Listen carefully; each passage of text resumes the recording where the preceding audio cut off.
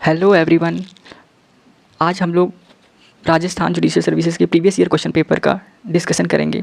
तो जैसे आपको पता है कि प्रीवियस ईयर क्वेश्चन पेपर किसी भी एग्ज़ाम के लिए बहुत इंपॉर्टेंट होते हैं, क्योंकि वो आपको आइडिया देते हैं कि आपको किस लेवल का प्रिपरेशन करना है। तो आज हम लोग 2021 पेपर का जो है डिस्कशन शुरू कर रहे हैं। अगर आप पूरे पेपर को एक बार देखेंगे तो आपको मैं प्रॉमिस करता हूँ कि ये आपका बेस्ट टाइम इन्वेस्टमेंट होगा किसी भी जो है लास्ट, क्योंकि लास्ट में मुझे पता है क्रूशियल है और आप फिर भी अगर दे रहे हैं यहाँ पे टाइम, तो मैं चाहता हूँ कि आप मैक्सिमम उसका यूटिलाइज़ कर सकें। और मैं एश्योर करता हूँ कि अगर लास्ट क्वेश्चन तक आप चलेंगे हमारे साथ, आपको जो है लगेगा वर्थ इट है ये टाइम जितना आपने यहाँ पे डिवोट किया। तो फिर बिना टाइम वेस्ट किए क्वेश्चन 1 2021 का है। Under the provisions of the specific relief act 1963, specific relief act से question, when a part of a contract which taken by itself can and ought to be specifically performed stand on a separate and independent footing from another part of same contract which cannot or ought not to be specifically performed, then the court may not direct the specific performance of the former part.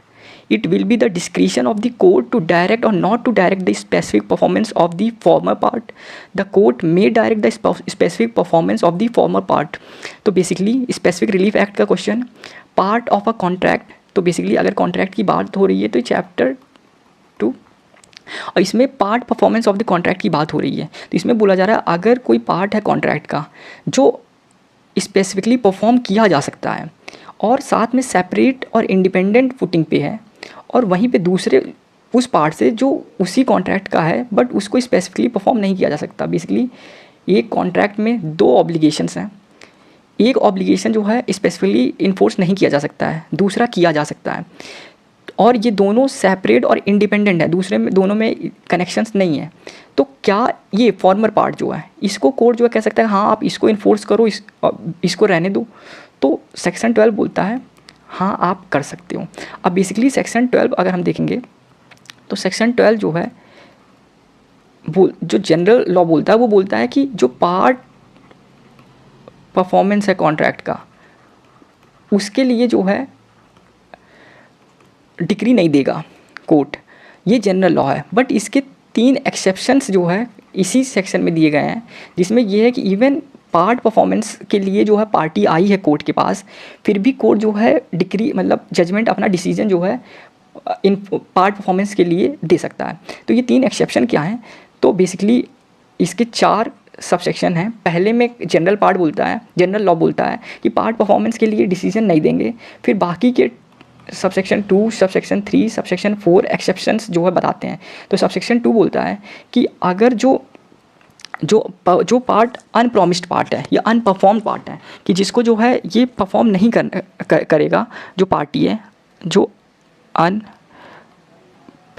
Part है, अनपरफॉर्म्ड part वो small है, small amount में है, और इसके लिए जो दूसरी पार्टी है जो मतलब अपना ऑब्लिगेशन पूरा नहीं कर रही है वो कॉम्पनसेशन देने के लिए रेडी है, तो कोर्ट जो है मतलब फिर दोनों ही पार्टी मतलब बोथ पार्टीज़ कोर्ट के पास जाके ये रिलीफ मांग सकती हैं कि आप जो है स्पेसिफिक परफॉर्मेंस के लिए दूसरे वाली पार्टी को डायरेक्ट करो। तो बेसिकली अनपरफॉर्म पार्ट जो है अगर कम है और जो आप परफॉर्म कर दे रहा है वो ज़्यादा है, और जो ये नहीं कर रहा है उसका कॉम्पनसेशन देने के लिए तैयार हो, तो वो भी जा सकता है जिसने अभी इतना पार्ट नहीं किया है, और जो दूसरा पार्टी है जो पूरा कर सकता है बट कह रहा है कि ये नहीं कर रहा है तो मैं नहीं करूँगा। तो दोनों में से कोई भी जो है जा करके कोर्ट से उस कॉन्ट्रैक्ट को इन्फोर्स करा सकता है। जो सब सेक्शन 3 है वो बोलता है कि एक ए बी 2 क्लॉसेस की बात करता है। वो कह रहा है ये अनपरफॉर्म पार्ट जो है अगर ये सब्सटेंशियल है, कि मतलब आप अपना सब्सटेंशियल ऑब्लिगेशन जो है फुलफिल नहीं कर रहे हो, बट आप इस सब्सटेंशियल पार्ट का जो है कॉम्पनसेशन देने के लिए तैयार हो, कॉम्पनसेशन देने के लिए तैयार हो, या फिर और आप जो है अपना एक पार्ट अनपरफॉर्म कर रखे हो, मतलब पूरा नहीं कर रहे हो, और इस पार्ट का कॉम्पनसेशन देने के लिए रेडी नहीं हो, और ये पार्ट जो है आपका सब्सटेंशियल भी हो सकता है और स्मॉल भी हो सकता है, बट मेन चीज़ है कि आप कॉम्पनसेशन ही नहीं दोगे, मतलब आप कर भी नहीं रहे हो, कॉम्पनसेशन भी नहीं दे रहे हो। तो इस कंडीशन में, या फिर जब सब्सटेंशियल पार्ट आप परफॉर्म नहीं किए हो, इस कंडीशन में सिर्फ एक पार्टी, जो पार्टी डिफेक्ट पे है, जो पार्टी डिफेक्ट पे है वो कोर्ट नहीं जा सकती है। लेकिन जो दूसरी पार्टी है, अदर पार्टी, वो कोर्ट जा कर के ये बोल सकती है कि भले ही सब्सटेंशियल पार्ट इसने परफॉर्म नहीं किया है, आप जो है कॉन्ट्रैक्ट इन्फोर्स करा दो। भले ही ये कॉम्पनसेशन नहीं दे रहा, आप कोर्ट जो है कॉन्ट्रैक्ट इन्फोर्स करा दो। बट इसमें इसी सबसेक्शन 3 में ही बोला गया, लेकिन अगर कोर्ट से आपने कहा कि आप इन्फोर्स करा दो, तो आप जो है फिर कोई सूट नहीं फाइल करोगे सेपरेट कि जिससे ये सब्सटेंशियल जो है कॉन्ट्रैक्ट को, जो पार्ट इसने नहीं किया है उसको इन्फोर्स कराने के लिए। और दूसरा चीज़, आप दूसरा सूट इसलिए भी फाइल नहीं कर सकते कि भाई हमको कॉम्पनसेशन चाहिए। अगर आप जो है इस कंडीशन में जो है अपना जो है इन्फोर्स करा रहे हो कॉन्ट्रैक्ट को, तो आप ये दोनों चीज़ें नहीं मांग सकते हो। ये सेक्शन 12 का था। और फिर वो 4th कंडीशन जो हमने डिस्कस की, जो क्वेश्चन में आया था कि वो उसकी बात करता है कि अगर इंडिपेंडेंट है दोनों तो क्या हो सकता है, तो हो सकता है। ये सेक्शन 12 था।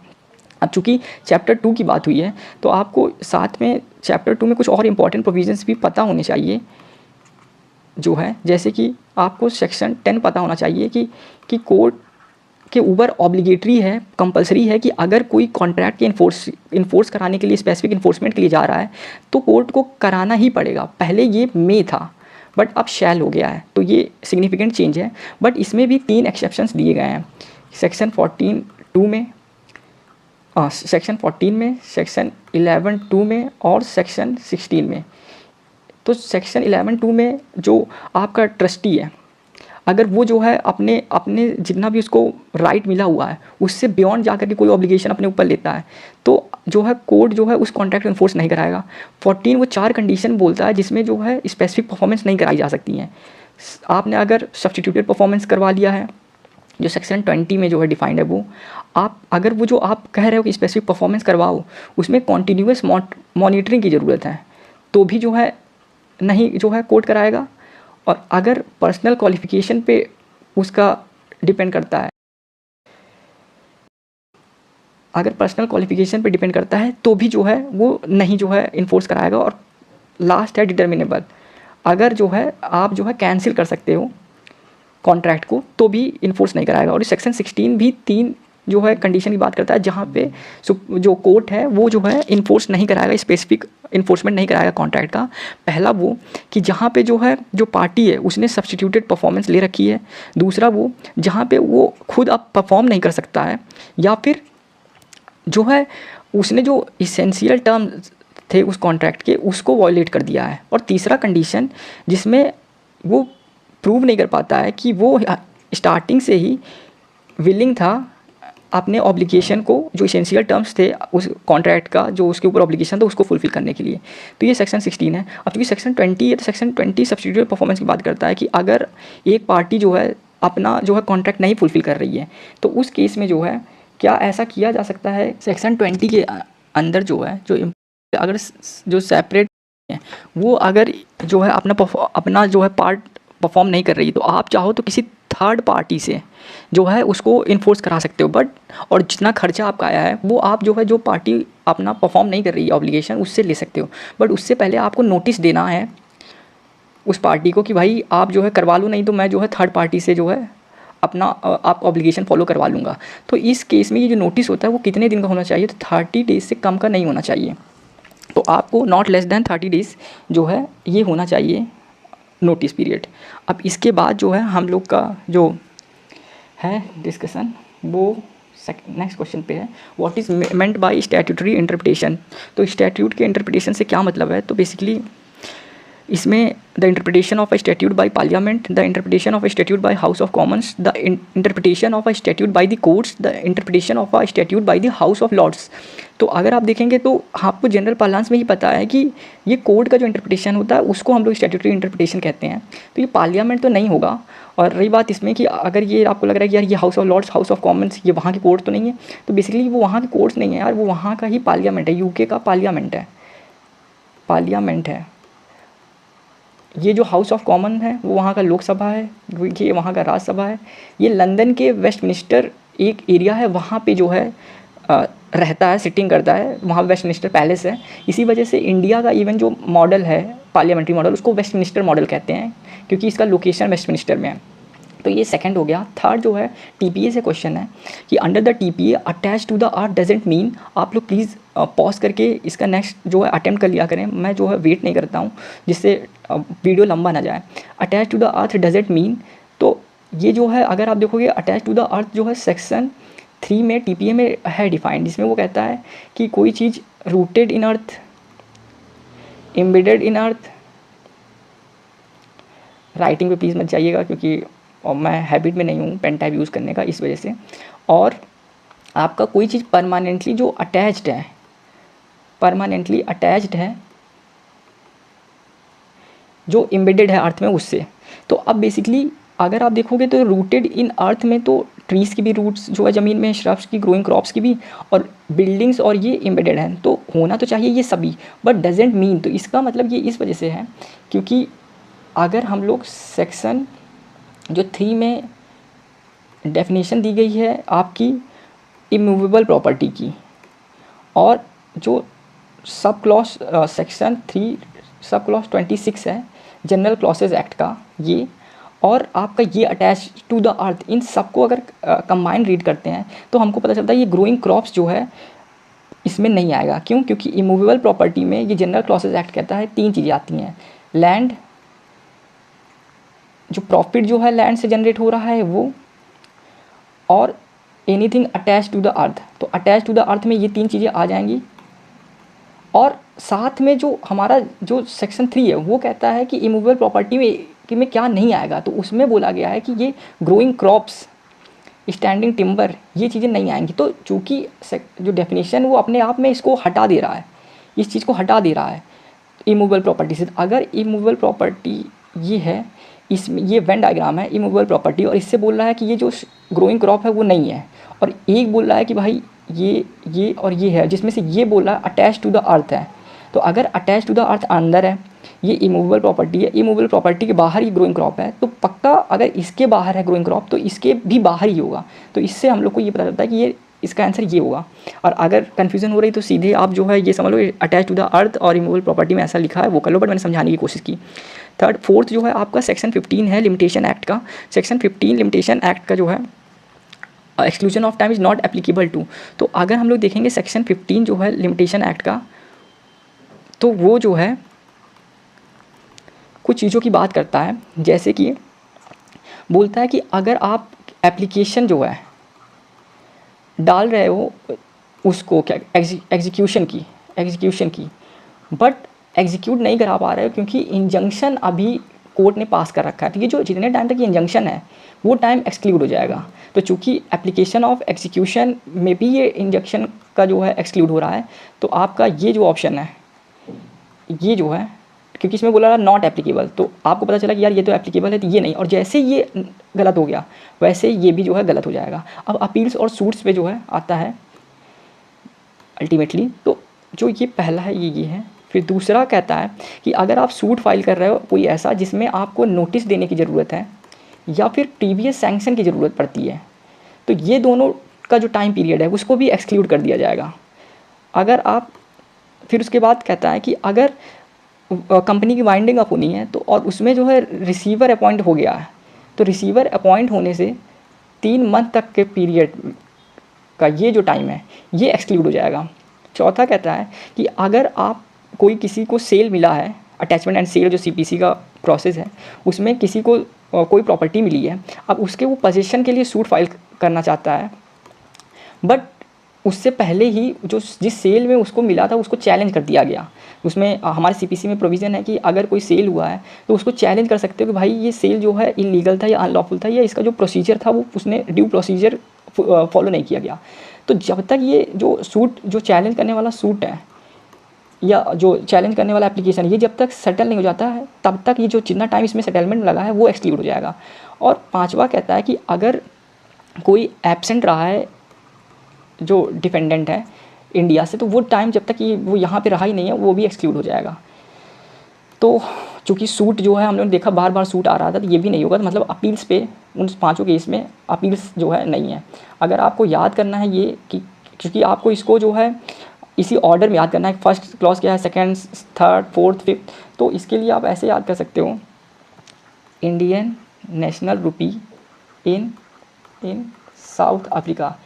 इन आई से इंजंक्शन, एन से नोटिस, आर से रिविजनर, एस से सेल और ए से आपका एब्सेंट। इंडियन नेशनल रुपी इन साउथ अफ्रीका, मोदी जी हैं भाई, सब जगह चला रहे हैं, पेटीएम फ़ोनपे, तो ये भी यूपीआई है, इंडियन नेशनल रुपी वहाँ भी चलेगा, तो ऐसे याद कर लो आप। अब आपका फिर पाँचवा, the repealment of Rajasthan premises control of rent eviction act 1950 by section 32 of the Rajasthan rent affected which of the following. तो बेसिकली अगर आपने सेक्शन 32 पढ़ा होगा तो उसमें बताया गया कि राजस्थान रेंट कंट्रोल एक्ट का जो प्रीवियस एक्ट था उस पर क्या अफेक्ट है।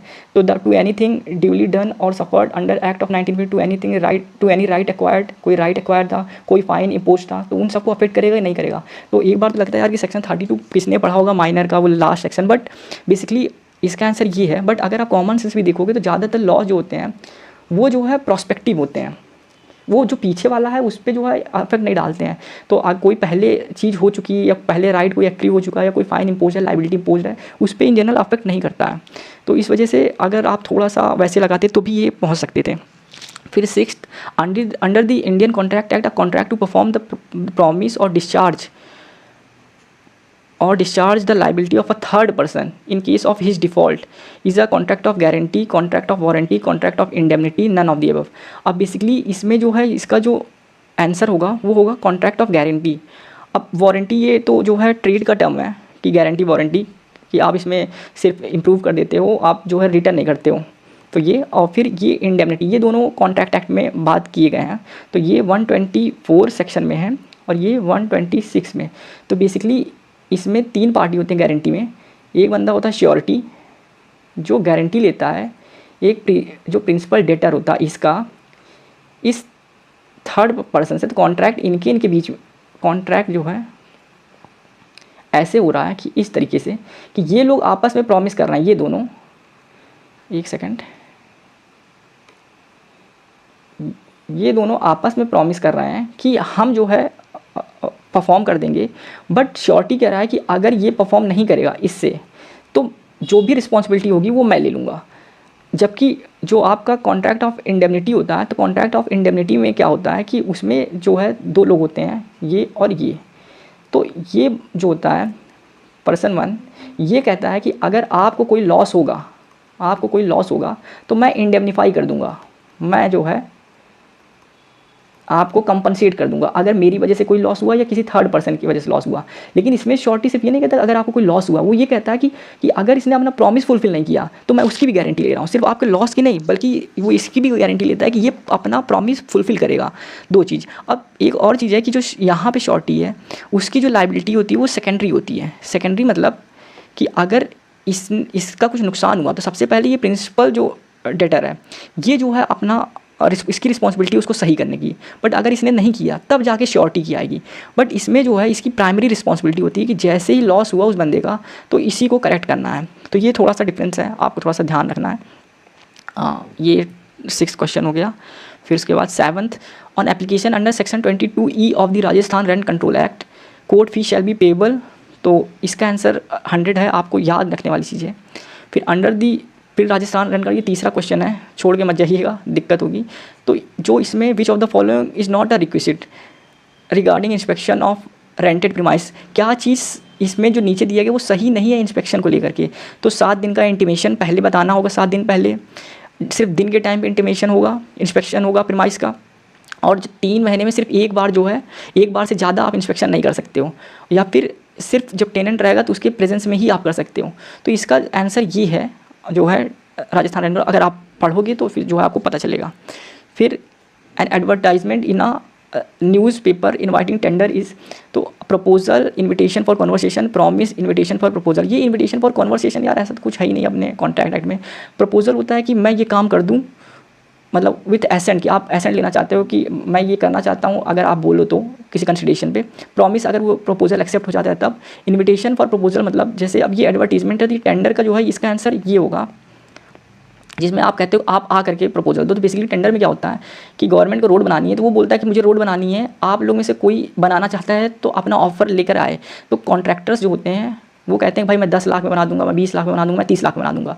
तो गवर्नमेंट जो है इनमें जो सबसे सस्ता और सबसे अच्छा बनाता है उसके ऑफ़र को एक्सेप्ट कर लेता है। तो बेसिकली जो टेंडर है ये इन्विटेशन फॉर प्रपोजल होता है, ये 9th है। और फिर 10th जो है बात करता है under the code of civil procedure which of the following is not a supplemental proceeding, appointment of receiver, granting of temporary injunction, arrest and attachment before judgment, granting of a permanent injunction. ये जो question है ये आपका है section 94 CPC से। अब section 94 बताता है कि ही सप्लीमेंटल प्रोसीडिंग्स, 5 तरह की सप्लीमेंटल प्रोसीडिंग्स बताता है। इसको याद करने के लिए आस्क सीरी, सीरी आपको पता है एप्पल का जो बॉट है उसको कहते हैं। तो अरेस्ट बिफोर जजमेंट, एस आपका सिक्योरिटी फर्निश करने के लिए बोल सकते हो आप, आई इंजंक्शन, ये टेम्प्रेरी इंजंक्शन है याद रखिएगा, आर रिसीवर अपॉइंट करने का, और ये इंटरलॉक्यूटरी ऑर्डर। तो बेसिकली और याद रखिए कि ऑर्डर में है, मतलब ये फर्स्ट सबसेक्शन, ये सेकंड सबसेक्शन, ये थर्ड सबसेक्शन, ये फोर्थ और ये फिफ्थ, तो ये ऑर्डर में ही याद रखना है। आस्क सीरीज से आप याद रख सकते हैं। अब ये जो दोनों हैं अरेस्ट और सिक्योरिटी वाला, ये ऑर्डर 38 में भी मेंशन है, और जो ये लास्ट के 3 हैं ये ऑर्डर 39 में मेंशन है। तो बेसिकली अरेस्ट कब, जैसे जजमेंट से पहले अरेस्ट कब होता है, आपने पहले भी अरेस्ट पढ़ा होगा, वो सेक्शन 55 से जो स्टार्ट होता है, 55 से 56, 57, 58, 59 तक रहता है। तो जिसमें जब एग्जीक्यूशन कराना रहता है तब अरेस्ट करने, मतलब वो जजमेंट के बाद का है। ये याद रखिएगा जजमेंट से पहले का अरेस्ट है।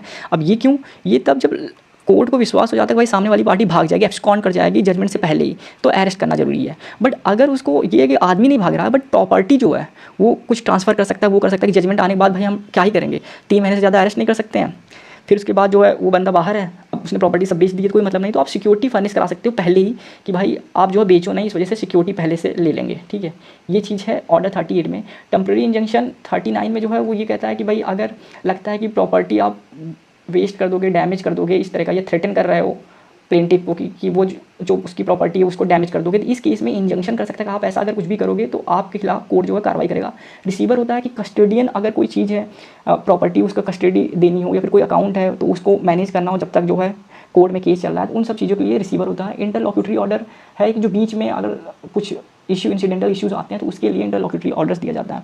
तो ये बात करता है सेक्शन 94। अब वापस आता है क्वेश्चन पे कि इनमें से कौन सा नहीं है, तो अपॉइंटमेंट ऑफ रिसीवर है, टेम्प्रेरी इंजंक्शन है, arrest and attachment before judgment है, और granting of a permanent injunction. तो परमानेंट इंजंक्शन नहीं है, टेम्प्रेरी इंजंक्शन है। ठीक है, तो इसका आंसर ये 4th होगा। तो अब हम लोग ने अगर देखा हो तो सेक्शन 12 SRA की बात किया, फिर उसके बाद हम लोग ने 10, 14, 16, 20 SRA का बात किया, फिर हम लोग ने जो है उसके बाद टेनेंसी एक्ट के 3 क्वेश्चन जो है सॉल्व किए, फिर हम लोग ने कॉन्ट्रैक्ट ऑफ गारंटी और कॉन्ट्रैक्ट ऑफ इंडेमनिटी भी देखा साथ में, और अभी हम लोग ने सेक्शन 39 और सेक्शन 94 और ऑर्डर 38 एंड 39 पढ़ा।